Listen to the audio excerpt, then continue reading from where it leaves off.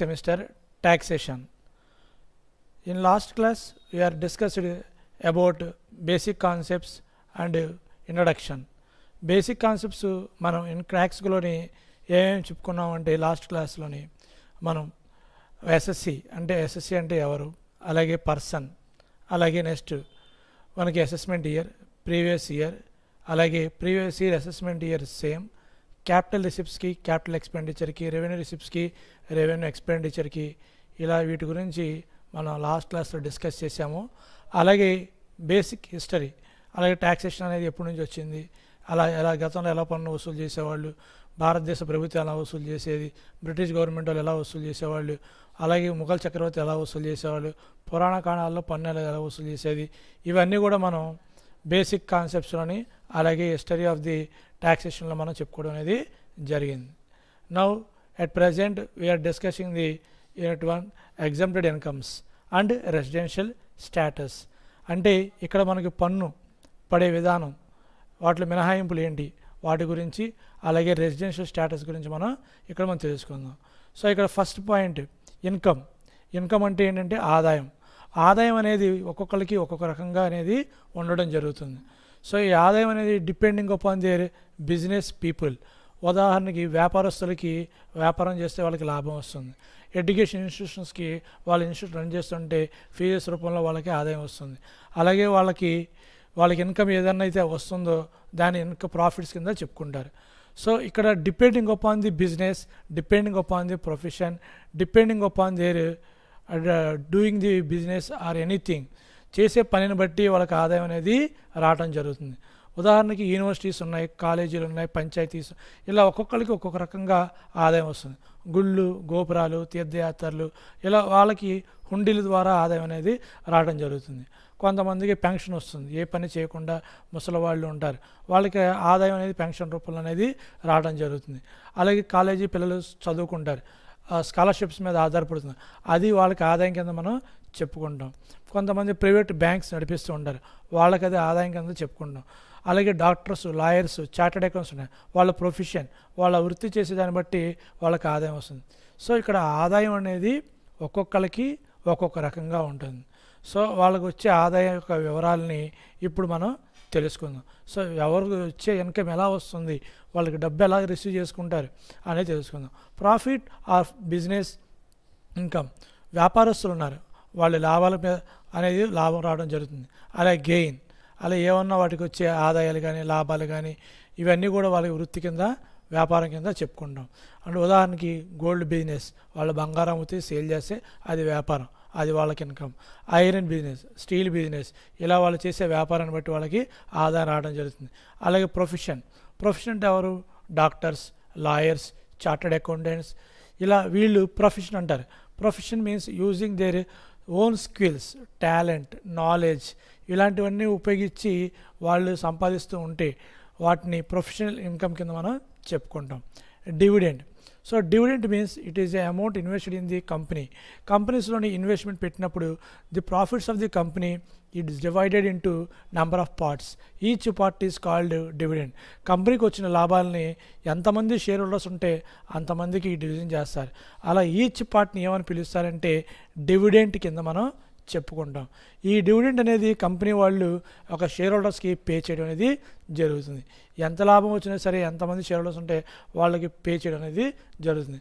ఇలా ఇన్వెస్ట్మెంట్ పెట్టిన వాళ్ళకి ఆ డివిడెంట్ అనేది కంపెనీ నుంచి వస్తుంది కాబట్టి అది కూడా వాళ్ళకి ఇన్కమ్ కింద లెక్క వస్తుంది.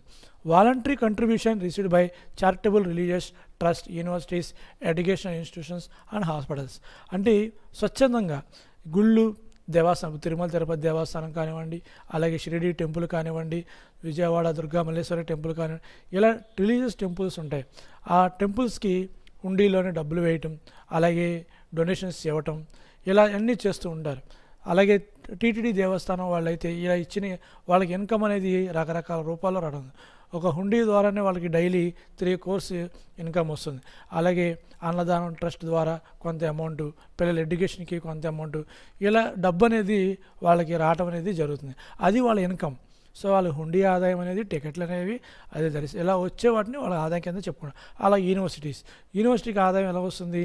ఈ యొక్క కాలేజెస్ వాళ్ళు పే చేస్తుంటారు. అలాగే గవర్నమెంట్ ఇచ్చే గ్రాంట్స్, సెంట్రల్ గవర్నమెంట్ ఇచ్చే గ్రాంట్స్, ఇలా వాళ్ళకి ఆదాయం రావడం అనేది జరుగుతుంది. Education institutions, hospitals, government hospitals, private hospitals, వీళ్ళకి కూడా కొంతమంది సౌండ్ పార్టీస్, అలాగే అమౌంట్ రాజులున్న సంస్థలున్న వాళ్ళు డబ్బు అనేది ఇవ్వడం అనేది జరుగుతుంది. అలా ఇచ్చిన డబ్బు వాళ్ళకి ఇన్కమ్ కింద ట్రీట్ చేస్తారు. Value of perquisites or profit in lieu of salary. అలాగే పర్క్విజిట్స్ అంటే పరిలబ్ధి అంటే ఏంటి? ఫెసిలిటీస్. ఎంప్లాయీస్ ఉన్నారు, ఎంప్లాయీస్కి వేరే ఊళ్ళో పనిచేస్తున్నారు, వాళ్ళ కంపెనీ వాళ్ళు ఇల్లు ఇస్తారు, క్వార్టర్స్ ఇస్తారు, ఇలాంటి బెనిఫిట్స్ అన్నీ ఇస్తారు. ఇవన్నీ కూడా వాళ్ళకి వస్తువు రూపంలో వస్తున్నాయి కాబట్టి అది కూడా వాళ్ళకి కొంత బెనిఫిట్ కింద ఉంటాయి. అలాగే స్పెషల్ అలవెన్సెస్, కొన్ని ప్రత్యేకమైన అలవెన్సెస్ అనేవి కూడా వాళ్ళకి, ఉదాహరణకి సుప్రీంకోర్టు జడ్జ్, హైకోర్టు జడ్జ్ వీళ్ళు ఉన్నారనుకోండి, వాళ్ళకి హౌస్ రెంట్ అలవెన్స్ అనేది ఇవ్వడం, స్పెషల్ అలవెన్స్ ఇస్తారు. వాళ్ళ అద్దెంట్లో ఉన్నా లేదా సొంత ఇంట్లో ఉన్నా అయినా సరే వాళ్ళకి అలవెన్సెస్ అనేది ఇవ్వడం. పర్సనల్ ఎక్స్పెన్సెస్కి performance of office and employment, so ఉద్యోగరీత్యా పనులు చేయడానికి వాళ్ళకి అలవెన్సెస్ అనేది, అది కూడా వాళ్ళకి ఆదాయం కింద వస్తుంది. స్పెషల్ డ్యూటీస్ ఏమైనా చేశారనుకోండి, అది కూడా వాళ్ళకి ఇన్కమ్ కింద మనం చెప్పుకుంటాం. అలాగే ఎమ్మెల్యేస్, ఎంపీస్ వీళ్ళకి కూడా స్పెషల్ అలవెన్సెస్ అనేది ఇవ్వడం జరుగుతుంది. అది కూడా వాళ్ళకి ఆదాయం కింద మనం చెప్పుకుంటాం. Export incentives like duty drawback and cash compensatory support. Export incentives meaning మనం చెప్పుకోవాలంటే, ఇక్కడ మనం ఎక్స్పోర్ట్స్ చేస్తాం, విదేశాలకి గూడ్స్ని మనం సప్లై చేస్తాం. మన విదేశాలకు గూడ్స్ సప్లై చేయడం వల్ల మన దేశానికి వచ్చే ఆదాయం అనేది ఫారిన్ కరెన్సీలో ఉంటుంది. ఫారిన్ కరెన్సీ అనేది మన ఇండియాకి చాలా చాలా అవసరం. ఇతర దేశాల్లో మనం ఏం కొనాలన్నా సరే మనకి కరెన్సీ అనేది, ఫారిన్ కరెన్సీ అనేది, డాలర్స్ అనేది, యూరోస్ అనేది, ఎన్స్ అనేవి చాలా చాలా ఇంపార్టెంట్. మనం ఎక్స్పోర్ట్ చేస్తే ఇన్సెంటివ్ అంటే ఎక్స్పోర్ట్ చేస్తే ఆటోమేటిక్గా మనకి ట్యాక్స్ పడుతుంది. ట్యాక్స్ పడినప్పుడు గవర్నమెంట్ ఏం చేస్తుంది? ఇన్సెంటివ్, మీరు విదేశాలకి ఎక్స్పోర్ట్ చేయండి, సరుకుని బాగా ఎక్స్పోర్ట్ చేస్తే మీకు డ్యూటీ డ్రాబ్యాక్ అంటే పడిన పనిలోనే, ఉదాహరణకి 1,00,000 రూపాయలు సరుకు పంపిస్తే మనకి 30% ట్యాక్స్ పడింది, అంటే 30,000 రూపాయలు, అంటే 1,30,000 పంపిస్తే మనం 30,000 రూపాయలు గవర్నమెంట్కి ట్యాక్స్ అనేది పే చేస్తాం. అయితే ఈ 30,000 రూపాయల్లో మనకి పన్ను అనేది ఒక 50% వరకు తగ్గిస్తారు. ఎందుకంటే విదేశాలకి మనం ఎక్స్పోర్ట్ చేయడం వల్ల మన దేశానికి కరెన్సీ వస్తుంది, ఆ కొంత అమౌంట్ ఆఫ్ ట్యాక్స్ అనేది మనకు తగ్గుతుంది. అది కూడా మనకి ఇన్కమ్ కింద చెప్పుకుంటాం. అలాగే సేల్ ఆఫ్ లైసెన్స్, గవర్నమెంట్ వాళ్ళు లైసెన్స్ అనేది ఇస్తారు. Telecom regulatory authority of India, TRAI, వాళ్ళు ఈ లైసెన్స్ సిగ్నల్స్ని ఇవ్వడం జరుగుతుంది. ఆ సిగ్నల్స్ని కొనుక్కుంటారు కొంతమంది, అవి తిరిగి వాళ్ళు సబ్లీస్కి కొంతమందికి, ఇలా లైసెన్స్ అమ్ముకుంటూ కూడా వాళ్ళ ఇన్కమ్ అనేది సంపాదిస్తూ ఉంటారు. ఇది ఒక రకమైనగా వాళ్ళకు వచ్చే ఆదాయం. సో అలాగే పార్ట్నర్షిప్ వ్యాపారం చేసే పార్ట్నర్స్, లైక్ వాళ్ళకి ప్రాఫిట్లో షేర్ వస్తుంది. అదే కాకుండా యాక్టివ్ పార్ట్నర్ ఉన్నారనుకోండి, అతనికి యాక్టివ్ పార్ట్నర్కి శాలరీ అనేది ఇవ్వడం జరుగుతుంది. అలా interest, salary, bonus, commission, remuneration ఇవన్నీ కూడా వాళ్ళకి ఇన్కమ్స్ కింద మనం చెప్పుకుంటాం. అలాగే క్యాపిటల్ గెయిన్స్ వచ్చేసరికి ఇక్కడ మనం మెయిన్గా చెప్పుకునేది అసెట్స్లో 2 రకాలు ఉంటాయి, financial assets and non financial assets. Financial assets అంటే లైక్ షేర్స్, డిబెంచర్స్, ఇలాంటి బాండ్స్, ఇవన్నీ కూడా ఫైనాన్షియల్ అసెట్స్ కింద చెప్పుకుంటాం. Those assets which in the period of 1 year లోపు వాటిని కొని అమ్మేస్తే కనుక వాటిని షార్ట్ టర్మ్ క్యాపిటల్ గెయిన్ అని చెప్పి అంటారు. అలాగే those assets which can be more than the 1 year కంటే ఎక్కువ కాలం కనుక ఉంటే కనుక వాటిని షేర్స్, ఫైనాన్షియల్ అసెట్స్ని అమ్మి పెడితే వచ్చే వాటిని లాంగ్ టర్మ్ క్యాపిటల్ గెయిన్ కింద మనం చెప్పుకుంటాం. అలాగే క్యాపిటల్ గెయిన్లోని లాంగ్ టర్మ్ అసెట్స్ అంటే fixed assets, land, building, gold more than 3 years, అంటే 3 ఇయర్స్ కంటే ఎక్కువ కాలం కనుక ఉంటే దాన్ని లాంగ్ టర్మ్ క్యాపిటల్ గెయిన్ అంటారు. 3 ఇయర్స్ కనుక లోపు ఉంటే కనుక ఆ నాన్ ఫైనాన్షియల్ అసెట్స్ని మనం షార్ట్ టర్మ్ క్యాపిటల్ గెయిన్ కింద చెప్పుకుంటాం. వీటి ద్వారా మనం అమ్మితే మనకి ఆదాయం అనేది వస్తుంది. అది కూడా మనం క్యాపిటల్ గెయిన్స్లోని ఇన్కమ్ కింద మనం చెప్పుకుంటాం. ఇదే కాకుండా ఇంకా మనకి ఆదాయం వచ్చాయి లాటరీస్, కార్డ్ గేమ్స్, పజిల్స్, ఇవన్నీ కూడా మనకి ఆదాయం కింద అనేది వస్తుంది. అలాగే స్కాలర్షిప్స్ అనేది ఒక స్టూడెంట్స్కి వస్తుంది, అది కూడా వాళ్ళకి ఆదాయం కింద చెప్పుకుంటాం. అలాగే పెన్షన్ వస్తుంది, అది కూడా వాళ్ళకి ఆదాయం కింద చెప్పుకుంటాం. సో ఇలాగా ఆదాయం అనేది ఒక్కొక్కరికి రకరకాల రూపాల్లోని వాళ్ళకి ఆదాయం రావడం అనేది జరుగుతుంది. నెక్స్ట్, సో అది ఇన్కమ్స్ గురించి మనం చెప్పుకున్నాం. సో అది ఇన్కమ్స్ అనేవి ఎవరు చేసే పని బట్టి వాళ్ళకి వచ్చే ఆదాయాన్ని మనం చెప్పుకుంటాం. నెక్స్ట్ టాపిక్ ఎగ్జంప్టెడ్ ఇన్కమ్స్ అంటే మినహాయింపులు. అంటే ఆదాయం మన దేశంలోని ఆదాయాలు చాలామందికి రకరకాల రూపాల్లో వస్తుంది. వచ్చిన ప్రతి ఆదాయం మీద పన్ను పడుతుందంటే పడదు. సో కొన్నిటికి మినహాయింపులు అనేవి ఉంటాయి. అవి కొన్ని పూర్తిగా మినహాయింపు ఉండొచ్చు, అలాగే పార్ట్లీ ఎగ్జామ్ట్ ఉండొచ్చు, లేదంటే ఫుల్లీ ఎగ్జామ్ట్ అనేది ఉండొచ్చు. సో ఆ వచ్చిన ఇన్కమ్ ఏదైతే ఉందో అది ఎగ్జామ్టెడ్ కానివ్వండి, పార్ట్లీ ఎగ్జామ్టెడ్ కానివ్వండి, అవి అండర్ సెక్షన్ 10 ప్రకారంగా మనం చెప్పుకుంటాం. మనకి ఎగ్జామ్స్లో ప్రాబ్లం ఈ యొక్క థియరీ క్వశ్చన్ని మనకి ఎగ్జామ్టెడ్ ఇన్కమ్స్ అని అడగకుండా షార్ట్కట్లో అండర్ సెక్షన్ 10 అని సింపుల్గా కూడా అడిగే అవకాశం ఉంటుంది. సో మీరు చాలా ఇంపార్టెంట్ ఇది, ఈ టాపిక్ని మీరు గుర్తుపెట్టుకోండి. డైరెక్ట్గా ఎగ్జామ్టెడ్ క్వశ్చన్ ఇన్కమ్స్ అని అడిగితే ప్రాబ్లం లేదు. సెక్షన్ 10 అని అడిగితే మనం చాలా జాగ్రత్తగా ఆ సెక్షన్ గుర్తుపెట్టుకొని మనం చేయాలి. The exempted incomes are given under section 10 subsection 1 to subsection 42. So ఒకటో సెక్షన్ దగ్గర నుంచి 42వ సెక్షన్ వరకు ఇక్కడ ఇవ్వడం జరిగింది. So in totally income fully exempted or partly exempted and no tax is payable on this income from this of follows. వీటిలోకి వచ్చే వాటిలో కొన్నిటికి ఆదాయం మీద పన్ను పడుతుంది, కొన్నిటికి పడదు. అంటే పార్ట్లీ ఎగ్జామ్టెడ్ అంటే పాక్షికంగా పడుతుంది, పడదు కొంత వాటికి. అలాగే ఫుల్లీ ఎగ్జామ్టెడ్ ఇన్కమ్స్ అనేవి ఉంటాయి. సో వాటి గురించి మనం తెలుసుకుందాం. సో ఎగ్జామ్స్లో మనకి క్వశ్చన్ అడిగితే right any 10 important points, any 10 exempted incomes గురించి రాయమని చెప్పి అడుగుతారు. నెంబర్ ఆఫ్ ఎగ్జామ్టెడ్ ఇన్కమ్స్ ఉంటాయి. సో మనకు వచ్చినవి, మనకు గుర్తున్నవి మనం రాయడం. Next first one, agricultural income in India is fully exempted. మన భారతదేశంలో వ్యవసాయం చేసే వాళ్ళకి ఆదాయం అనేది ఎంతో తక్కువగా ఉంటుందని మనకు అందరికీ తెలుసు. అందువల్ల పైగా మన ఇండియాలో దాదాపు 70% of the people is doing the agriculture business. 70% వరకు భారతదేశం ఎక్కువగా వ్యవసాయం మీద ఆధారపడింది. నేరుగా వ్యవసాయం మీద వచ్చే ఆదాయం అంటే పంట పండి దాన్ని తీసుకొచ్చి మార్కెట్లో యథావిధిగా అమ్మితే అది అగ్రికల్చర్ ఇన్కమ్ కింద వస్తుంది. దానికి ఫుల్లీ ఎగ్జామ్టెడ్. అలా కాకుండా వాటిని మాడిఫై చేసుకొని ఫ్యాక్టరీస్లో మిషనరీ ద్వారా మనం ఏమైనా కనుక చేస్తే అప్పుడు పార్ట్లీ ఎగ్జామ్టెడ్ అనేది ఉంటుంది. నేరుగా పండిన పంటని నేరుగా ప్రజలకి విక్రయిస్తే వాటి మీద వచ్చే ఆదాయాన్ని పూర్తిగా మినహాయింపు అనేది ఇవ్వడం జరుగుతుంది. Next share of income from HEF, ఉమ్మడి కుటుంబం. మన భారతదేశంలోని ఉమ్మడి కుటుంబం అనేది ఉంటారు. ఉమ్మడి కుటుంబంలోని వచ్చే ఆదాయం ఏదైతే ఉందో, ఏదైతే భాగం అయితే వస్తుందో ఆ వచ్చే భాగానికి పూర్తిగా మినహాయింపు అనేది ఇవ్వడం జరుగుతుంది. అదే ఉమ్మడి కుటుంబంలోని హెడ్ అంటే మన గ్రాండ్ ఫాదర్ వాళ్ళు ఉంటే కనుక అతని కర్త అంటారు. ఆ కింద ఉండే వాళ్ళందరినీ కోపాన్సర్స్ కింద మనం చెప్పుకున్నాం. Shared from income of the ఫర్మ్లోని ప్రాఫిట్ వస్తుంది. ఆల్రెడీ మనం ప్రాఫిట్ మీద కంపెనీ ఫర్మ్ మీద ట్యాక్స్ అనేది పే చేస్తాం. ట్యాక్స్ పే చేసిన తర్వాత వచ్చిన లాభాన్ని మనం రిమైనింగ్ పర్సన్స్ పంచుకుంటాం. అలా పంచుకుంటాం కాబట్టి ఆటోమేటిక్గా ఆల్రెడీ మనం ట్యాక్స్ పే చేసాం, మళ్ళీ డబల్ ట్యాక్స్ అనేది పే చేయాల్సిన అవసరం అనేది ఏమీ లేదు. Next any income from interest on non resident. అలాగే విదేశాల నుంచి మనం ఎవరైతే మన దేశంలో పెట్టుబడి పెడతారో వాటి మీద వచ్చే ఇన్కము వడ్డీ ఏదైతే ఉందో అది వాళ్ళకి పూర్తిగా మినహాయింపిస్తారు. అంటే విదేశాల నుంచి వచ్చేవాళ్ళు మన దేశంలోని పెట్టుబడులు పెట్టి వ్యాపారం చేస్తారు. అలా పెట్టుబడి పెట్టి వ్యాపారం చేసే వాళ్ళకి దాదాపు 7 సంవత్సరాల వరకు పన్ను లేకుండా ఉంటారు. అందుకే మన భారతదేశ ప్రభుత్వం వాళ్ళు మన ఫారిన్ కంట్రీస్ని మన ఎన్ఆర్ఐస్ ఎవరైతే మన దేశంలోని పుట్టి పెరిగిన వాళ్ళు ఉంటారో విదేశాలు పనిచేస్తారో వాళ్ళు మన దేశంలోని ఇన్వెస్ట్మెంట్ పెట్టమని చెప్తారు. అలా ఎన్ఆర్ఐస్ ఎవరైతే మనకి పెడతారో ఇన్వెస్ట్మెంట్ వాళ్ళకి వచ్చిన ఆదాయం మీద పన్ను అనేది 7 సంవత్సరాల వరకు వాళ్ళకి ట్యాక్స్ లేకుండా చేయడం జరుగుతుంది.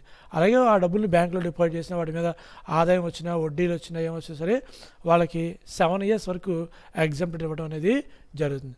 కన్సల్టేషన్ బిజినెసెస్ ఇవి కూడా యాజ్ పర్ కండిషన్స్, అంటే విదేశాల్లోని కన్సల్టేషన్స్ ఉన్న అలాగే ఇక్కడ నుంచి మన వాళ్ళని వేరే దేశాలకు పంపించి చదివిస్తున్నా అలాంటి కన్సల్టేషన్స్ ఉంటే వాళ్ళు వచ్చే ఆదాయం ఏదైతే ఉందో అది కొంతవరకు వాళ్ళకి మినహాయింపు అనేది లభిస్తుంది, కొంతవరకు పన్ను అనేది పడడం జరుగుతుంది. Next income of the employees కన్సల్టెన్సీస్లోని ఎవరైతే ఉద్యోగస్తులు చేస్తున్నారో వాళ్ళ యొక్క తరపున పనిచేయడం జరుగుతుందో ఆ దేశం తరపున వాళ్ళకు వచ్చిన ఆదాయం ఏదైతే ఉందో అది వాళ్ళకి మినహాయింపు అనేది ఇవ్వడం జరుగుతుంది. సో ఆ కండిషన్స్ అది అప్లికబుల్ అనేది ఉంటుంది. గ్రాట్యుటీ, రిటైర్ అయిన తర్వాత ఇచ్చే పెన్షన్స్ కానివ్వండి, గ్రాట్యుటీస్ కానివ్వండి, ఇవన్నీ కూడా వాళ్ళకి యాజ్ పర్ లిమిట్ ప్రకారంగా వాళ్ళకి మినహాయింపడం అనేది జరుగుతుంది. పెన్షన్ అనేది 2 రకాలుగా, కమ్యూనిటేటివ్ పెన్షన్ అని, అలాగే అన్కమ్యూనిటెడ్ పెన్షన్ అని. అంటే పెన్షన్ అనేది ఒకేసారి తీసుకుంటారా, లంసమ్ అమౌంట్లో తీసుకుంటారా, లేదా పెన్షన్ అనేది నెలకి తీసుకుంటారా అనేవి ఇక్కడ డిస్కస్ చేయడం అనేది జరుగుతుంది. So depending upon the nature of the selection it is will be exempted. మనం సెలెక్ట్ చేసుకున్న ఏదైతే కమ్యూనిటీ పెన్షన్ ఉంటుందో లేదా అన్కమ్యూనిటీ పెన్షన్ ఉంటుందో ఆ ప్రకారంగా మనకి మినహాయింపు అనేది ఇవ్వటం అనేది జరుగుతుంది. The payment received out of the statutory provident fund. Provident fund అంటే మీనింగ్ భవిష్యత్ నిధి. It means the employees and the employer contributed to a future fund. A bank account opened by a employer in the name of the employee. Company వాళ్ళు employee పేరు మీద ఒక బ్యాంకులో account open చేస్తారు. Open చేసి దాంట్లోని యజమాని కొంత భాగాన్ని, ఉద్యోగి కొంత భాగాన్ని ప్రావిడెంట్ ఫండ్ రూపంలోని అందులో జమ చేయడం అనేది జరుగుతుంది. అలా జమ చేసిన వాటిని ఏమంటారంటే ప్రావిడెంట్ ఫండ్. ప్రావిడెంట్ ఫండ్లో 4 రకాలు ఉంటాయి. Statutory provident fund, public provident fund, recognised provident fund, అలాగే అన్రికగ్నైజ్డ్ ప్రావిడెంట్ ఫండ్. ఇప్పుడు మనం చెప్పుకుంటుంది ఎస్పీఎఫ్, స్టాట్యుటరీ ప్రావిడెంట్ ఫండ్. ఇది సెంట్రల్ గవర్నమెంట్ ఎంప్లాయీస్కి సెంట్రల్ గవర్నమెంట్ వాళ్ళు ఈ యొక్క అమౌంట్ని వాళ్ళు పే చేయడం అనేది జరుగుతుంది. వాళ్ళ జీతంలో ఖర్చు చేస్తారు, అలాగే గవర్నమెంట్ కూడా కొంత అమౌంట్ వేయడం జరుగుతుంది. అలా వాళ్ళు వేసిన అమౌంట్లో నుంచి కొంత పేమెంట్ కనుక రిసీవ్ చేసుకుంటే కనుక, లేదా ఆ పిఎఫ్ను డ్రా చేసుకుంటే కనుక వాళ్ళకి వచ్చే అమౌంట్ అనేది మినహాయింపు అనేది లభిస్తుంది. House rent allowance. House rent allowance అనేది సుప్రీంకోర్టు జడ్జికి, హైకోర్టు జడ్జికి హౌస్ రెంట్ అలవెన్స్ కనుక ఇస్తే అది పూర్తిగా పన్ను మినహాయింపు. ఎందుకంటే వాళ్ళు అత్యున్నతమైన స్థానంలో మన దేశంకి ఎంతో సేవ అందిస్తున్నారు కాబట్టి వాళ్ళకి మినహాయింపు ఇవ్వడం అనేది జరిగింది. అలాగే హౌస్ రెంట్ అలవెన్స్, ఒక ఎంప్లాయీ ఉద్యోగం చేస్తున్నాడు, అయినా కంపెనీ వాళ్ళు అతనికి డబ్బులు ఇచ్చి బయట అద్దెంట్లో ఉండమన్నారు. అలాంటి సందర్భంలో అతనికి కనుక ఓన్ హౌస్ కనుక ఉంటే, ఆ ఓన్ హౌస్ కనుక ఉన్నప్పుడు ఈ డబ్బు అనేది ఏమీ ఖర్చు కాలేదు. అలాంటప్పుడు ఈ హౌస్ రెంట్ అలవెన్స్ రిసీవ్ చేసుకుంటే అతనికి పూర్తిగా పన్ను అనేది పడుతుంది. ఫుల్లీ ట్యాక్సిబుల్ కింద మనం చెప్పుకుంటున్నాం. అలా కాకుండా డబ్బులు తీసుకొని వాళ్ళు రెంటెడ్ హౌస్లో ఉన్నారనుకోండి, అలాంటి టైంలోని మనకి 3 కండిషన్స్ ఉంటాయి. అది శాలరీ చాప్టర్లో మనం డిస్కస్ చేస్తాము పాయింట్స్ని. ఉదాహరణకి దానికి ఎలా ప్రిపేర్ చేయాలి, salary meaning basic salary, DA enters plus commission salary, ఈ యొక్క పాయింట్ని మనం క్యాలిక్యులేట్ చేయాలి. దీనికి 3 స్టెప్స్ ఉంటాయి. యాక్చువల్గా హెచ్ఆర్ ఎంత మనకు వచ్చింది, rent paid minus 10% salary, 40% or 50% of the salary. ఈ కండిషన్స్ని మనం వర్కౌట్ చేసుకొని ఏదైతే అమౌంట్ వస్తుందో ఆ అమౌంట్ మనకి మినహాయింపు ఇవ్వడం అనేది జరుగుతుంది. మన ఇన్కమ్ ఫ్రమ్ శాలరీస్లోని ఇంకా డీప్గా ఈ పాయింట్ మీద మన ప్రాబ్లమ్స్ అనేది చేయటం జరుగుతుంది. జస్ట్ ఇక్కడ మనకి హౌస్ రెంట్ అలవెన్స్ అనేది ఎవరికి మినహాయింపిస్తున్నారంటే సుప్రీంకోర్టు జడ్జిలకి, హైకోర్టు జడ్జిలకి ఇక్కడ మినహాయింపు అనేది ఇవ్వడం జరుగుతుంది. అలాగే ఇంకా నెంబర్ ఆఫ్ ఐటమ్స్, అలాగే awards received by the army people. Army వాళ్ళకి అవార్డ్స్ ఇస్తారు. అంటే ఉదాహరణకి వీరచక్ర, మహావీర చక్ర, పరమవీర చక్ర, ఇలా వాళ్ళకి అవార్డ్స్ రివార్డ్స్ ఇవ్వడం అనేది జరుగుతుంది. అలా ఇచ్చే అమౌంట్ ఏదైతే ఉందో అది కూడా వాళ్ళకి పూర్తిగా మినహాయింపు ఇవ్వడం అనేది జరుగుతుంది. అలాగే recognised awards by state government or central government, భారతదేశ ప్రభుత్వం కానివ్వండి, రాష్ట్ర ప్రభుత్వం కానివ్వండి, ఏమైనా అవార్డ్స్ రివార్డ్స్ కనుక ఇస్తే అవి కూడా వాళ్ళకి పూర్తిగా మినహాయింపు ఇవ్వడం అనేది జరుగుతుంది. అలాగే ఇన్కమ్ ఆఫ్ లోకల్ అథారిటీస్ వాళ్ళకి ఏదైతే ఇన్కమ్ వస్తుందో అది కూడా వాళ్ళకి మినహాయింపు ఇవ్వడం అనేది జరుగుతుంది. కొంతవరకు మినహాయింపు ఇస్తారు, కొంతవరకు వాళ్ళు ఖర్చు పెట్టుకోవడానికి అవకాశం ఉంటుంది. సైంటిఫిక్ రీసెర్చ్, ఈ రీసెర్చ్ కోసం ల్యాబ్స్ అనేవి కండక్ట్ చేస్తూ ఉంటారు. అంటే ఉదాహరణకి ఎయిడ్స్ మందు అనేది కనిపెట్టడం కోసం కానివ్వండి, అలాగే రీసెంట్గా కరోనా కోసం మందు కనిపెట్టడం కానివ్వండి, ఇలా వాటికి వాళ్ళు రీసెర్చ్ చేస్తూ ఉంటారు. ఈ రీసెర్చ్ చేసే వాళ్ళకి ఫండ్స్ ఎక్కడి నుంచి వస్తాయి, అవి ఇతర దేశాల నుంచి కానివ్వండి, లేదా పెద్ద పెద్ద కంపెనీస్ కానివ్వండి, వాళ్ళ యొక్క వ్యక్తులు కానివ్వండి, స్వచ్ఛందంగా వాళ్ళు డబ్బు అనేది ఇవ్వడం జరుగుతుంది రీసెర్చ్ చేయడానికి. అలా రీసెర్చ్ ఇన్స్టిట్యూషన్కి వచ్చే ఇన్కమ్ ఏదైతే ఉందో వాటికి మినహాయింపు, అంటే స్పెసిఫైడ్, అది ఇన్కమ్ ట్యాక్స్లోని వాళ్ళ యొక్క గుర్తింపు పొందితే, అది రికగ్నైజ్డ్ అయితే వాళ్ళకి మినహాయింపు ఇవ్వడం అనేది జరుగుతుంది. Income of new agencies are exempted. కొత్తగా ఎవరైతే పరిశ్రమలు కానీ ఏజెన్సీస్ కానీ స్థాపించినా అది కూడా ఇస్తారు. Income of certain professional institutions, కొంతమంది ఈ యొక్క ప్రొఫెషనల్ ఇన్స్టిట్యూషన్స్ ఉంటాయి, అంటే విద్య ప్రొవైడ్ చేస్తారు. విద్య ప్రొవైడ్ చేసేటప్పుడు వాళ్ళు వాళ్ళ కోసం కాకుండా దేశం కోసం, అలాగే పిల్లలు చదువుకోవడం కోసం, పేదవాళ్ళ కోసం వీళ్ళు ప్రొవైడ్ చేస్తూ ఉంటారు. అలా ప్రొవైడ్ చేయడానికి నడవాలంటే ఇన్స్టిట్యూట్స్కి కొంత డబ్బు అనేది అవసరం ఉంటుంది. ఈ డబ్బుని వాళ్ళు రకరకాల చందాలు, విరాళాలు, వాలంటరీ కంట్రిబ్యూషన్ రిసీవ్ చేసుకుంటారు. ఆ వచ్చిన డబ్బుల్ని వాళ్ళు ఉపయోగిస్తూ ఉంటే వాళ్ళకి మినహాయింపు అనేది రావడం జరుగుతుంది.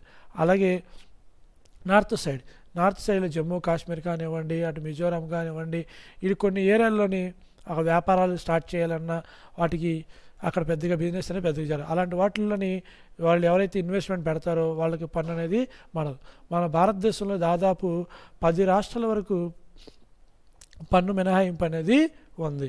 సో 10 రాష్ట్రాల వరకు పన్ను మినహాయింపు అనేది వాళ్ళకి ఆదాయం మీద ట్యాక్స్ పడకుండా మనం ప్రత్యేక హోదా అని చెప్పి ఎలా అనుకుంటామో అలాగా వాటికి 10 స్టేట్స్ వరకు స్పెషల్ ప్యాకేజీ, స్పెషల్ స్టేటస్ అనేది ఉంది.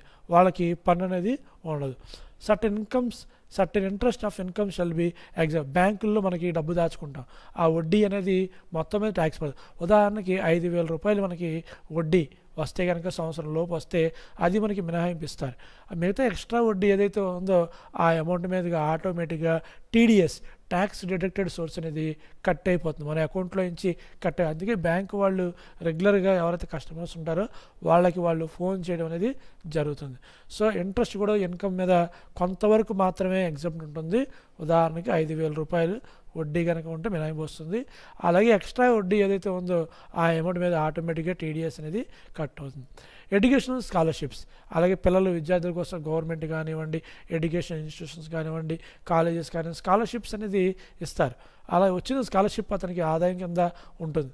అయితే దాని మీద పన్ను అనేది ఏమీ వేయరు, అది పూర్తిగా వాళ్ళకి మినహాయింపు ఇవ్వడం అనేది జరుగుతుంది. Income received by the regimental funds, ఇలాంటి టైప్ ఆఫ్ ఫండ్స్ కూడా వచ్చినప్పుడు కూడా వాళ్ళకి మినహాయింపు ఇవ్వడం అనేది జరుగుతుంది. Next income of mutual funds అంటే షేర్స్, డిబెంచర్స్, ఇలాగ మనం పెట్టుబడులు పెడుతూ ఉంటే కనుక ఆ పెట్టుబడులు పెట్టినప్పుడు ఇండస్ట్రీస్ని ఎంకరేజ్ చేయడం కోసం పెడుతూ ఉంటే అవి కొంతవరకు మినహాయింపు అనేది ఇస్తారు. ఉదాహరణకి 1,50,000 రూపాయల వరకు మనకు వచ్చిన ఆదాయంలో నుంచి ఇలాంటి ఇన్వెస్ట్మెంట్స్ని మనం కొంటే మనకి 80cc ప్రకారంగా మనకి వాటి మీద వచ్చే ఆదాయం ఏదైతే ఉందో మనకి మినహాయింపు అనేది లభిస్తుంది. అలాగే income from investor protection of the funds, పెట్టుబడులు పెట్టిన వ్యక్తిగా ఎవరైతే ఉంటారో ప్రొటెక్ట్ చేసేవాళ్ళు వాళ్ళకి ఆదాయం వస్తుంది. ఉదాహరణ షేర్స్ పెట్టినప్పుడు కానీ, అమ్మినప్పుడు కానీ, కొన్నప్పుడు కానీ ఆదాయం వచ్చినప్పుడు అది సర్టెన్ లిమిట్ వరకు ఎగ్జామ్షన్ అనేది ఇవ్వడం జరుగుతుంది. వెంచర్ క్యాపిటల్స్, ఉమ్మడి వ్యాపారం చేసేటప్పుడు కానీ, ఉమ్మడిగా కంపెనీ నడిపేటప్పుడు కానివ్వండి, వాళ్ళు వ్యాపారం చేసి వచ్చే ఆదాయం కూడా కొంత లిమిట్ అనేది పన్ను తక్కువగా అనేది పడుతుంది. అలాగే రిజిస్టర్డ్ ట్రేడ్ యూనియన్స్, అలాగే గుర్తింపు పొందిన పొలిటికల్ పార్టీస్, రాజకీయ నాయకులు, పొలిటికల్ పార్టీస్ ఉంటాయి, వాళ్ళకి డొనేషన్స్ వస్తాయి, 100 కోట్ల రూపాయలు డొనేషన్స్ వస్తాయి. పొలిటికల్ ఉదాహరణకి నేషనల్ పార్టీస్ అయిన బీజేపీ, అలాగే కాంగ్రెస్ పార్టీ, అలాగే లోకల్గా ఉండే పార్టీస్ కానివ్వండి, వీళ్ళకి ఇన్కమ్ వస్తుంది. అదే రిజిస్టర్ యూనియన్స్ కానీ, రిజిస్టర్ పొలిటికల్ పార్టీస్ కానివ్వండి, వీళ్ళు కనుక రిజిస్టర్ చేయించుకుంటే వీళ్ళకి వచ్చే ఇన్కమ్ ఏదైతే ఉందో అది 100% అనేది వాళ్ళకి మినహాయింపు ఇవ్వడం అనేది జరుగుతుంది. ఇంకా పాయింట్స్ చాలా ఉంటాయి. అలాగే మనకి ఫంక్షన్స్, స్టేట్ గవర్నమెంట్ వాళ్ళు నంది అవార్డ్స్ ఫంక్షన్స్ ఇస్తూ ఉంటారు, ఆ ఇచ్చే అమౌంట్ రివార్డ్స్ కూడా వాళ్ళకి ఫుల్లీ ఎగ్జామ్టెడ్ కింద మనం చెప్పుకుంటాం. అలాగే సెంట్రల్ గవర్నమెంట్, అలాగే ఇచ్చే ఆర్మీ వాళ్ళకి ఇచ్చే అవార్డ్స్, రివార్డ్స్ కానివ్వండి, అలాగే ఫ్యామిలీ ఎవరైతే పొలిటికల్ పార్టీ పోలీసెస్ ఉంటారో వాళ్ళు చనిపోతారో ఆ చనిపోయే ఫ్యామిలీస్కి ఇచ్చే ల్యాండ్ కానివ్వండి, వాళ్ళ పెన్షన్స్ కానివ్వండి, టోటల్ అమౌంట్ కానివ్వండి, అవన్నీ కూడా వాళ్ళకి పూర్తిగా మినహాయింపు ఇవ్వడం జరుగుతుంది. వాళ్ళకి పన్ను అనేది ఉండదు. అలా వీడియోస్ కానివ్వండి, మైనర్ చిల్డ్రన్ కానీ ఎటువంటి బ్యాక్గ్రౌండ్ లేకుండా ఆర్మీలోని చనిపోతే కనుక ఆ పిల్లలకి వాళ్ళ ఫ్యామిలీ మెంబర్స్కి ఇచ్చే అమౌంట్ని 100% కూడాను మినహాయింపు ఇవ్వడం అనేది జరుగుతుంది. ఇవన్నీ కూడా మనం ఎగ్జామ్టెడ్ ఇన్కమ్స్ కింద మనం చెప్పుకోవడం జరుగుతుంది. Next residential status. Next topic residential status అంటే నివాస యోగ్యత. అంటే ఒక పర్సన్ అతను పుట్టిన ప్లేస్, మనం ఇండియాలో పుట్టాం, మన ఇండియాలో పెరిగాం, మన ఇండియాలో ఉద్యోగం చేస్తున్నాం, మన ఇండియాలో సంపాదిస్తున్నాం, మన ఇండియాలో ఖర్చు పెట్టుకుంటున్నాం, అలా మనం ఉంటే మనల్ని ఏమంటారంటే రెసిడెంట్. ఏమని పిలుస్తారు? రెసిడెంట్ కింద మనల్ని పిలవడం అనేది జరుగుతుంది.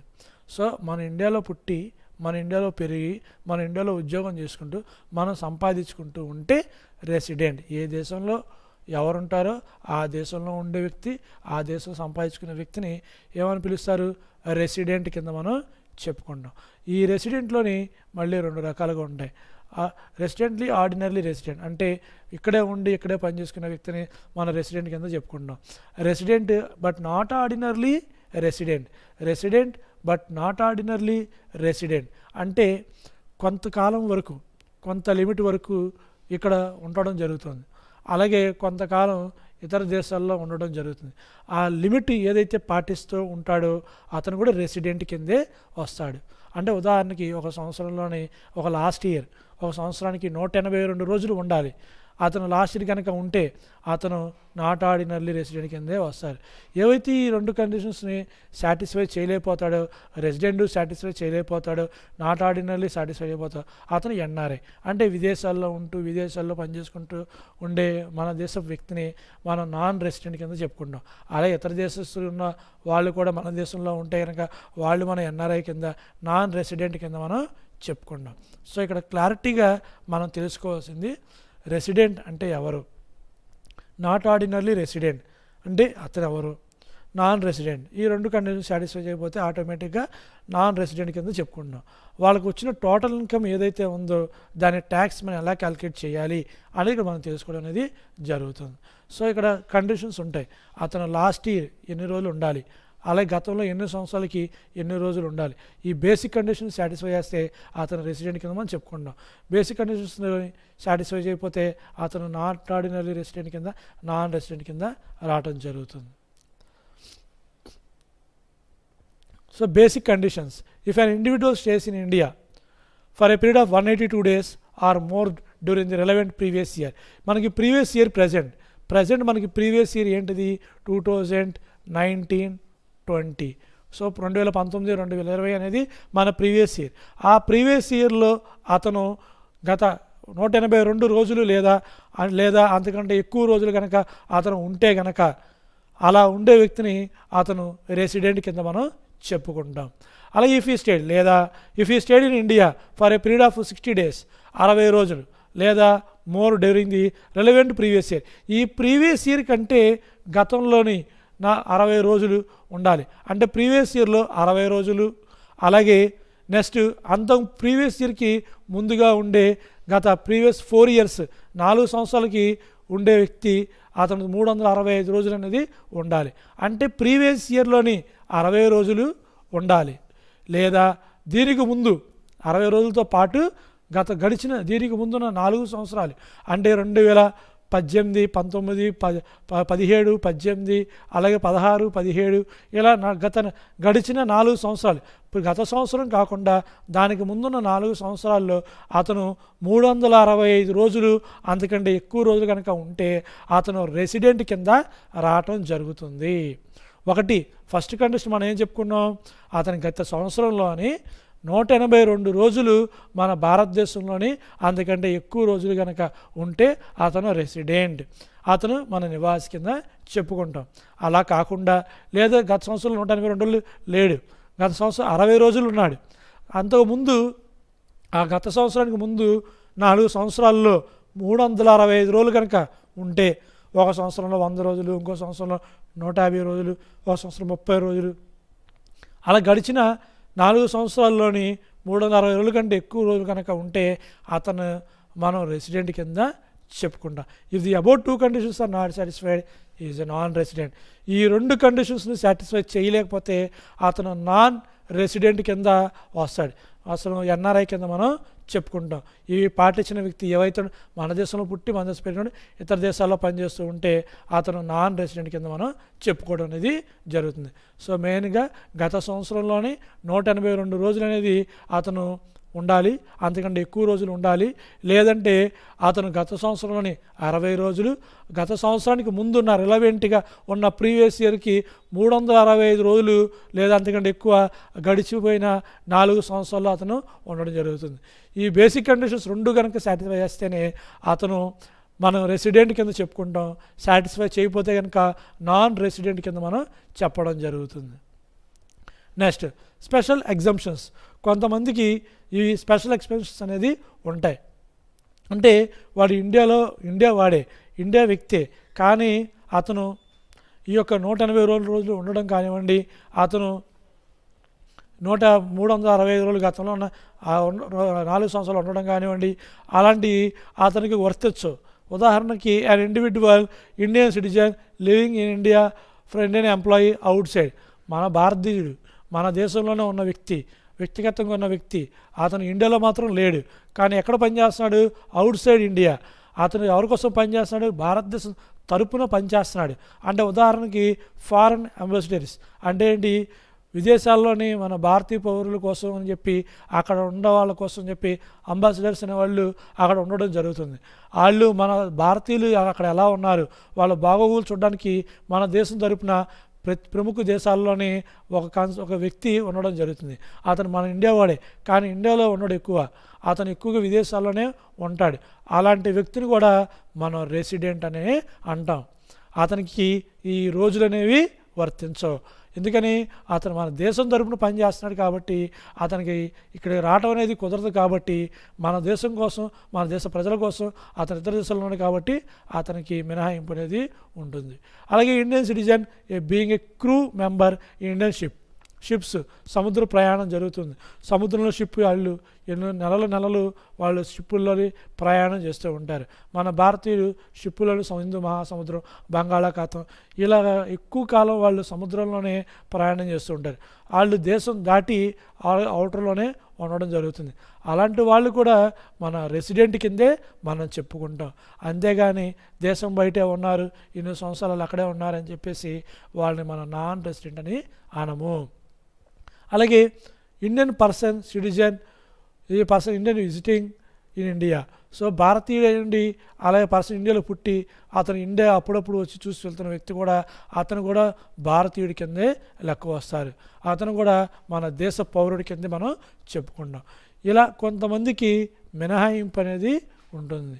సో ఇవి ముఖ్యమైన పాయింట్స్ కింద మనం రెసిడెంట్ అంటే ఎవరు మెయిన్గా చెప్పుకోవాల్సింది. గత సంవత్సరంలో 182 రోజుల కంటే ఎక్కువ ఉంటే అతను రెసిడెంట్. ఆ కండిషన్ అనేది సాటిస్ఫై చేయి. లేదా అతను గత సంవత్సరం 60 రోజులు, అలాగే గడిచిపోయిన 4 సంవత్సరాల్లోనే 365 రోజులు కనుక అంతకుమించి ఎక్కువ ఉంటే అతను రెసిడెంట్ అంటారు. అలా కాకుండా కనుక ఉంటే కనుక నాన్ రెసిడెంట్. వీటిలోని కొంతమందికి వర్తించదు.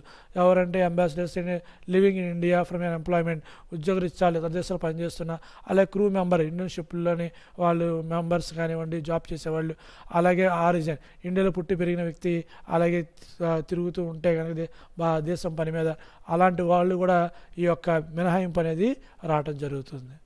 Next additional conditions. ఇవే కాకుండా ఎడిషనల్గా కొన్ని కండిషన్స్ అనేది యాక్సెప్ట్ చేయాలి. సో రెసిడెంట్ ఇన్ ఇండియా ఎవరికి? Not ordinarily resident. బేసిక్ కండిషన్స్తో పాటు ఇవి కూడా ఉండాలి. So resident in India at least 2 years from presiding 10 years. గడిచిపోయిన 10 సంవత్సరాల్లో 2 సంవత్సరాలన్న మన భారతదేశంలో అతను ఉండాలి. Physically present in India at least 730 days during the previous year. So గడిచిన 7 సంవత్సరాల్లోనే అతను 730 రోజులు మన ప్రీవియస్ ఇయర్లోనే అతను ఉండడం అనేది జరుగుతుంది. నెక్స్ట్ అది వ్యక్తిగతంగా ఒక ఇండివిజువల్ గురించి మనం చెప్పుకోవడం అనేది జరిగింది. మరి ఫరమ్స్, ఉమ్మడి కుటుంబం కానివ్వండి, ఫరమ్స్ కానివ్వండి, అసోసియేషన్ ఆఫ్ ఫరమ్స్ కానివ్వండి, కంపెనీస్, వీటి గురించి రెసిడెంట్ స్టేటస్ అది దేశీయ కంపెనీయా విదేశీ కంపెనీయా అనేది మనం తెలుసుకోవాలి. వాళ్ళకి పన్ను అనేది ఎలా పడుతుంది. If controlling and management of it affairs. So ఆ ఒక వ్యాపార నియంత్రణ కానీ దాని యొక్క నిర్వహణ కానీ అంతా కూడాను ఒకే చోట ఉంటే కనుక అది రెసిడెన్షియల్ స్టేటస్ కింద చెప్పుకున్నాం. హోల్లీ ఇన్ ఇండియా, మొత్తం కూడా ఇండియాలో కనుక ఉంటే అది రెసిడెన్షియల్ కంపెనీ కిందే మనం చెప్పుకుంటాం. మన భారతదేశంలోనే ఆ కంపెనీ పెట్టి, మన భారతదేశంలోనే ఆ ఉమ్మడి కుటుంబం ఉన్న, ఆ భారతదేశంలోనే ఆ యొక్క ఫరం ఉన్న, కోఆపరేటివ్ అసోసియేషన్స్ ఉన్న, ఇవన్నీ కూడా ఉంటే కనుక కంట్రోలింగ్ మొత్తం కూడా ఇక్కడ జరిగితే అది రెసిడెంట్ కింద మనం చెప్పుకుంటాం. Wholly or partly or inside India. అంటే అది పూర్తిగా కంట్రోలింగ్ ఉండొచ్చు, లేదా పార్ట్లీ అనేది అవుట్ సైడ్ ఉండొచ్చు. అలా ఉన్నా కూడాను అది రెసిడెంట్ కంపెనీ కిందే చెప్పుకుంటాం, రెసిడెన్షియల్ ఫర్మ్ కిందే మనం చెప్పుకోవడం అనేది జరుగుతుంది.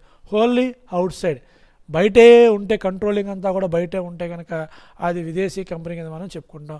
నాన్ రెసిడెంట్ కింద మనం చెప్పుకుంటాం. కంట్రోలింగ్ అంతా కూడాను బయటే ఉంటే కనుక నాన్ రెసిడెంట్ కింద మనం చెప్పడం అనేది జరుగుతుంది.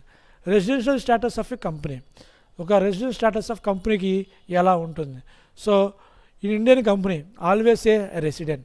మన భారతదేశంలో పుట్టిన కంపెనీ, మన భారతదేశంలో స్థాపించిన కంపెనీ ఏదైతే ఉందో దాన్ని మనం ఆల్వేస్ రెసిడెన్స్ కింద మనం చెప్పడం అనేది జరుగుతుంది. సో ఉదాహరణకి Tata company, Reliance company, Wipro company, ఇవన్నీ మన భారతదేశపు కంపెనీలు.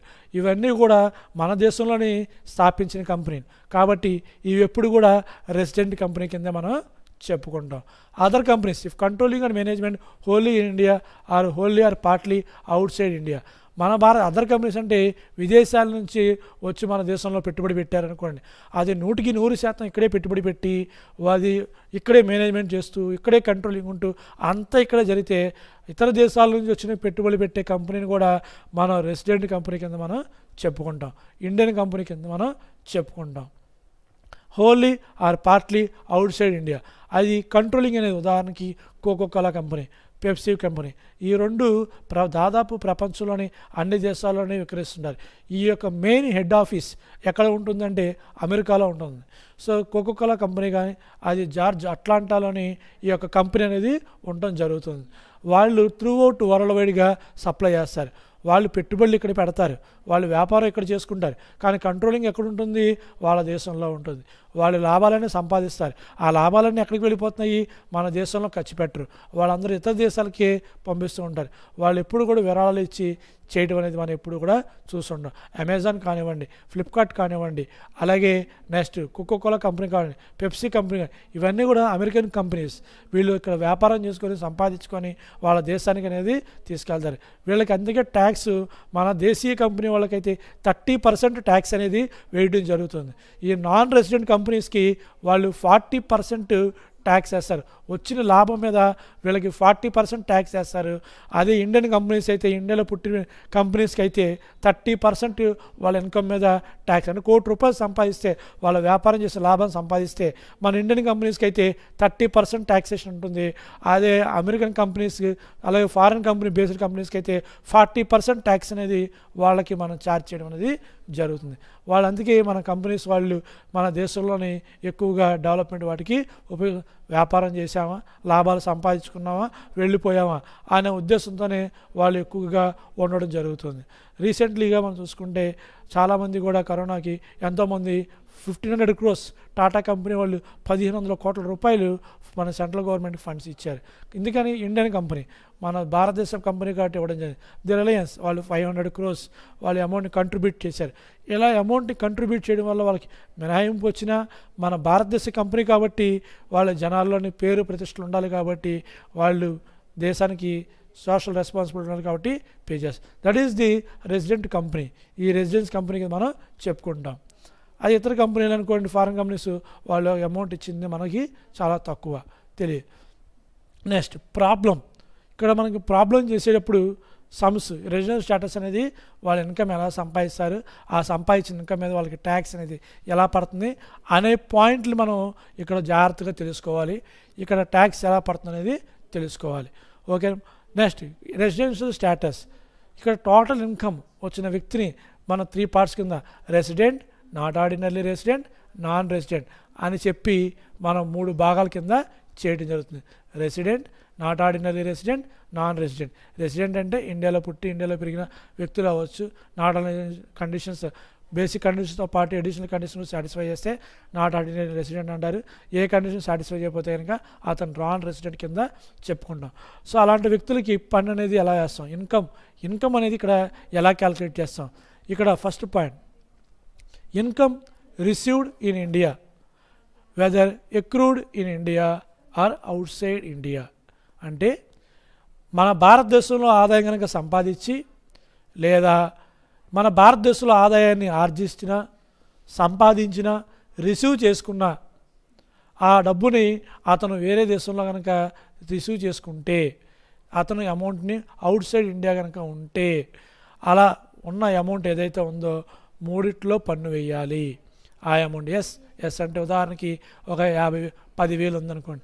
ఆ 10,000 రూపాయలని మీరు resident, non resident, not ordinary రెసిడెంట్లోని మీరు చూపించాలి. ఇక్కడ 10K అని చెప్పి మీరు చూపించాలి. అంటే income received in India, whether accrued in India or outside India.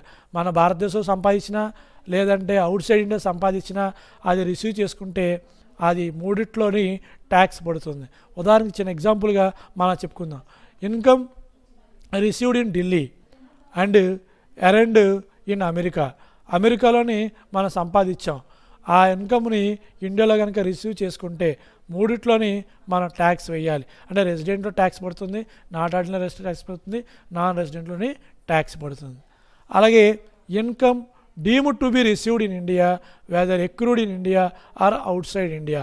It means deemed to be received. Deemed means రావాల్సినది, ఇన్కమ్ మనకి రావాల్సి ఉన్నది, అది మన ఇండియాలో రావాల్సిన ఆదాయం అయినా సరే, అలాగే మన ఇండియాలో ఆర్జించిన ఇన్కమ్ ఇంకా రావాల్సిందైనా సరే, లేదా ఇతర దేశాల నుంచి మనకి రావాల్సిందైనా సరే. డీమ్డ్ అంటే రావాల్సినది, ఆర్జించాం కానీ ఇంకా మనం తీసుకోలేదు, అలాంటి వాటిని మన డీమ్డ్ ఇన్కమ్ అని, అలాగే ఎక్రూడ్ ఇన్కమ్స్ కింద మనం చెప్పుకోవడం జరుగుతుంది. ఓకేనమ్మా.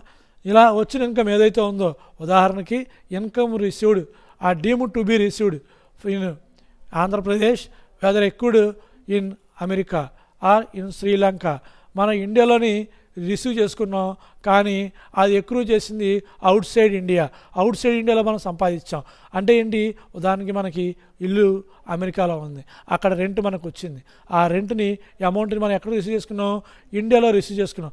ఎరండ్ ఎక్కడ, అమెరికా, రిసీవ్డ్ ఎక్కడ, ఇండియా. కాబట్టి మనకి పన్ను అనేది పడుతుంది. అతను రెసిడెంట్ అయినా, నాట్ ఆర్డినరీ రెసిడెంట్ అయినా, నాన్ రెసిడెంట్ అయినా, ఆ దేశంలో ఉన్న మన దేశంలో సరే అమౌంట్ అన్ని చోట్ల వేయాలి. 20,000 అనుకోండి, 20 అలా అమౌంట్ని మనం చూపించాలి. ఇక్కడ ఇన్కమ్ రిసీవ్ చేసుకుంటాం. ఉదాహరణకి ఎగ్జాంపుల్గా income from house property from America and received in India. So గృహస్థ నుండి ఆదాయం వచ్చింది, ఒక 20,000 రూపాయలు వచ్చింది. ఆ 20,000 రూపాయల ఆదాయం వచ్చి అతను ఎక్కడ రిసీవ్ చేసుకున్నాడు, ఇండియాలో రిసీవ్ చేసుకున్నాడు. అలా ఇండియాలో రిసీవ్ చేసుకున్నాడు కాబట్టి అది మూడిట్లో పన్ను పడడం అనేది జరుగుతుంది. కాబట్టి మూడు చోట్ల వాటిని ట్యాక్స్ అనేది చూపించాలి. Okay. So income earned in India అంటే ఏంటి, అమెరికాలో ఇన్కమ్ ఎర్న్ చేస్తే ఇండియాలో రిసీవ్ చేసుకున్నా సరే. Okay. Next income accruing or arising in India whether received in India or outside. Accruing, arising, సంపాదిస్తుంది, అది ఇండియాలో అవ్వచ్చు, or received in India or outside India. ఇక్కడ 3 పాయింట్లు మనకి ఇంచుమించుగా ఒకే అర్థాన్ని మనకి తెలియచేయడం అనేది జరుగుతుంది.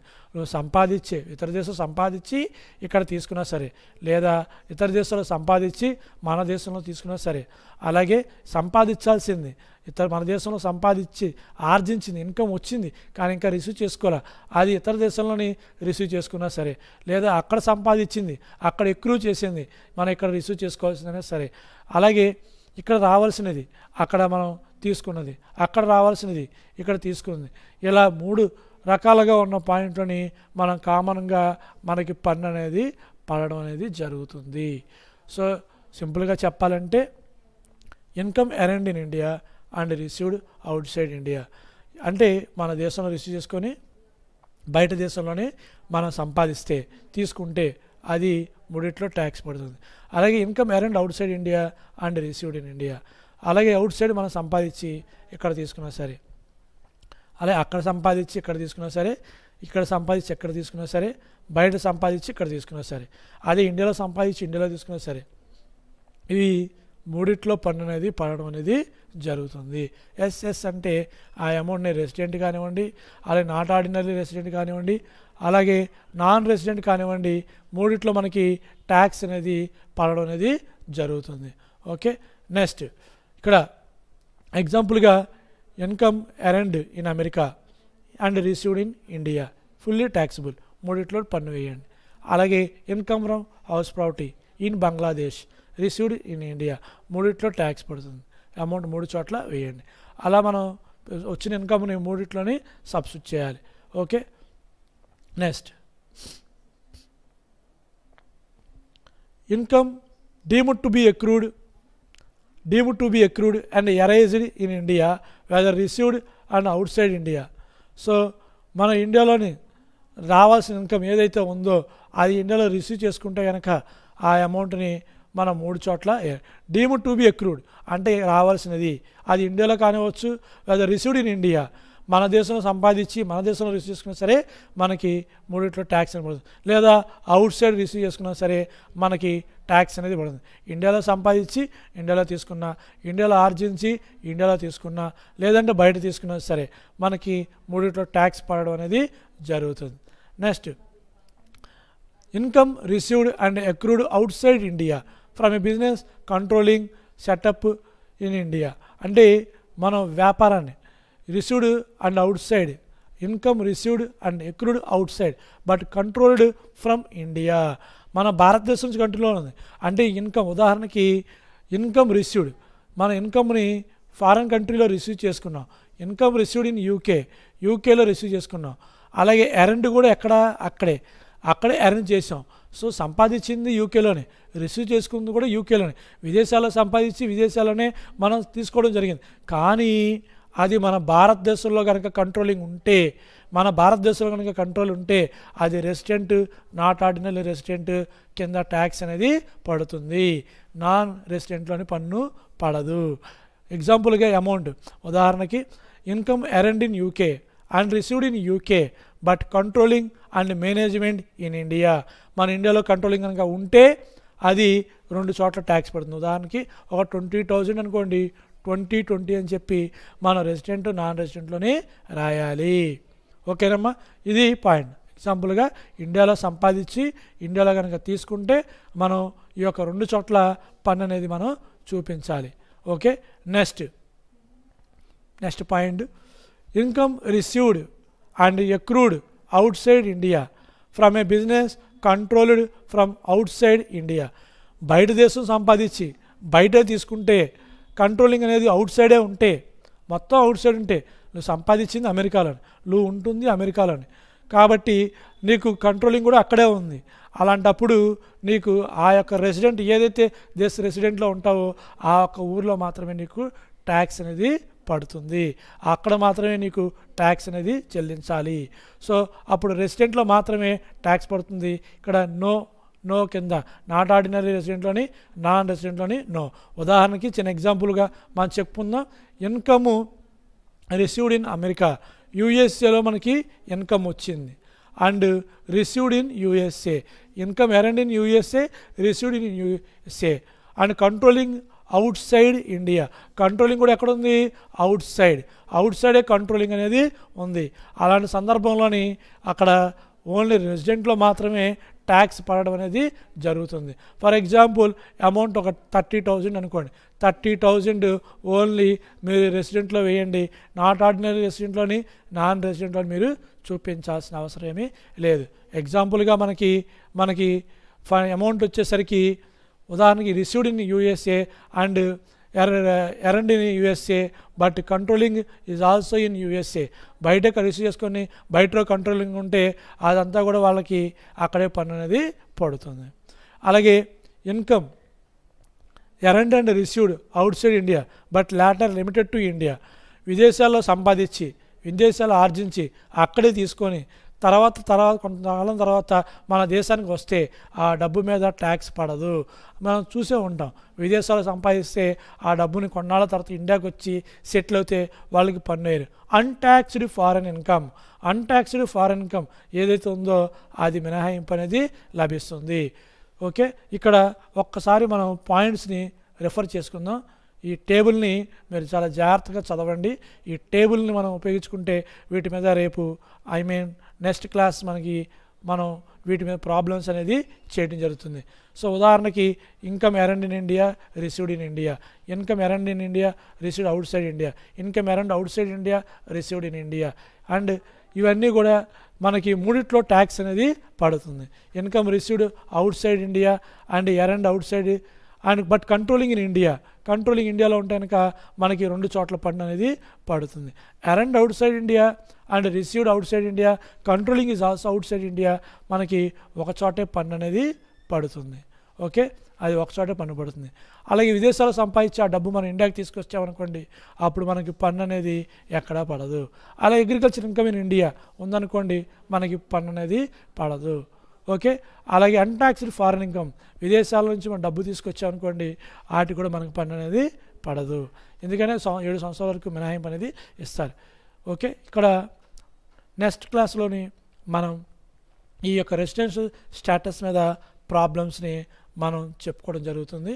సో ఆ సమ్స్ని మనం బాగా ప్రాక్టీస్ చేయాలంటే మనకి ఈ టేబుల్, ఈ యొక్క రెసిడెన్షియల్ స్టేటస్ టేబుల్ని మనకి వచ్చి ఉండాలి. అది మనకు జాగ్రత్త చదువుకుంటే మనకి ఈజీగా ఐడెంటిఫై అవుతుంది. సో ఈ ప్రాబ్లమ్స్ని మన నెక్స్ట్ క్లాస్లోనే మనం చేద్దాము. So thank you for watching the